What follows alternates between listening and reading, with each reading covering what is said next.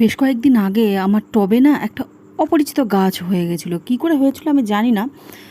লতানো গাছ, তো আমি ভেবেছিলাম কলমির শাক।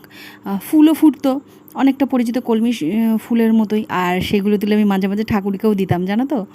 তারপরে হুট করে একদিন দেখি টবের মাটিটা উঁচু হয়ে যাচ্ছে, কী কারণ বুঝতে পারছি না। তো টবটাকে আমি ভাবলাম যে এটাকে আমি রিপট করি, কী সমস্যা দেখি। এখন দেখি নিচে এরকম লাল লাল বড় বড় হয়ে রয়েছে। তো এইগুলো আমি ঠিক বুঝতেও পারছিলাম না, ভাবছিলাম যে রাঙা আলুই হবে, কিন্তু না, যেহেতু আমার পরিচিত ছিল না, তো সেগুলো আমি ফেলেও দিয়েছিলাম।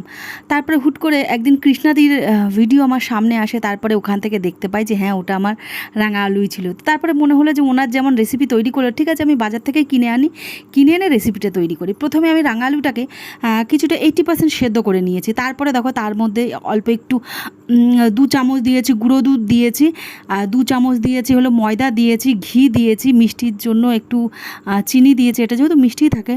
তো তারপর সেটাকে ভালো করে এইভাবে মেখে, ঘি দিয়ে মেখে, তারপরে এই যে মন্ডের মতো একটু লম্বা লম্বা করে দিলাম, কিছু গোল গোল করে দিলাম, গোলগুলো না মাঝখানে একটু নকুল দানা দিলাম যাতে মিষ্টিটা ভালো মতো হয়।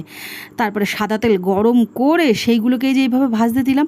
তারপর প্রথমে একটা ভুল হয়ে গেছে আমি বুঝতে পারিনি যে এতে তো এগুলো তো ফুলবে, তো একটু কম দিলে হতো, তো কাছাকাছি হয়ে গেছে। তো দেখো এরকম ভেজে খাওয়া যায় মুচমুচে। আর ওইদিকে আমি সমপরিমাণ জল আর চিনি নিয়ে ভালো করে ফুটিয়ে হালকা ঠান্ডা করেছি, তারপরে ভেজে ভেজে ওর মধ্যে দিয়ে দিচ্ছি। উফ, লোভনীয়। শেপগুলো হয়তো এদিক ওদিক হয়ে গেছে, ফার্স্ট টাইম তো বুঝতে পারিনি, কিন্তু খেতে কিন্তু দুর্দান্ত হয়েছিল। এই দেখো, তো আমার হাজব্যান্ড যখন বাড়ি আসে আমি ওকে খেতে দিয়েও কিন্তু বুঝতে পারিনি রাঙা আলু, কেন করে রাঙা আলু একদম পছন্দ করে না।